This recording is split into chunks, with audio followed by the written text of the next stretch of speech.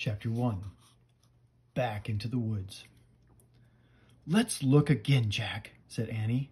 Jack and Annie were walking home from the library. The path went right by the Frog Creek woods. Jack sighed. "We looked this morning," he said. "We looked the day before and the day before that." "Then you don't have to come," said Annie. "I'll go look by myself." She took off into the woods. "Annie, wait," Jack called. "It's almost dark. We have to get home." But Annie had disappeared among the trees.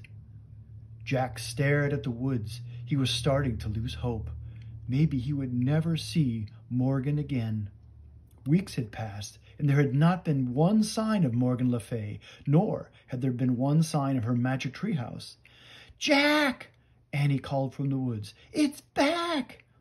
"Oh, she's just pretending as usual," Jack thought, but his heart started to race. "Hurry!" called Annie. "She better not be kidding," said Jack. He took off into the woods to find Annie. Night was falling fast. Crickets chirped loudly. It was hard to see through the shadows. "Annie!" Jack shouted. "Here!" she called. Jack kept walking. "Here where?" he called back. "Here, here!" Annie's voice came from above. Jack looked up. "Oh, man," he breathed. Annie waved from the window of a treehouse. It was the tallest oak in the woods. A long rope ladder hung down from it. The magic treehouse was back. "Come on up," Anne shouted. Jack ran to the rope ladder and started climbing. He climbed and climbed and climbed. As he climbed, he looked out over the woods. High above the treetops, it was still light. At last, Jack pulled himself into the treehouse. Annie sat back in the shadows. Books were scattered everywhere. On the floor, the letter M glowed in the dim light. The M stood for Morgan Le Fay. But there was no sign of Morgan herself. "I wonder where Morgan is," said Jack. "Maybe she went to the library to get some more books," said Annie.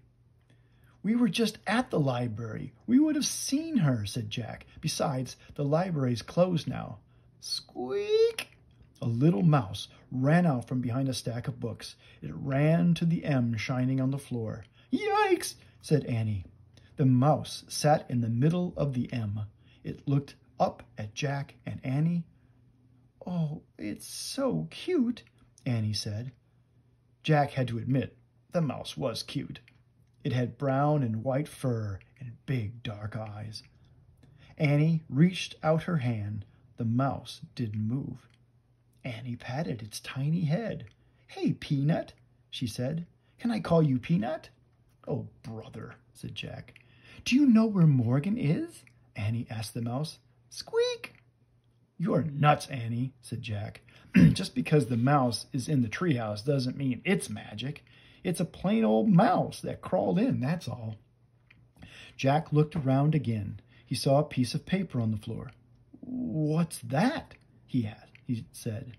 "What's what?" asked Annie. Jack went over and picked up the paper. There was writing on it.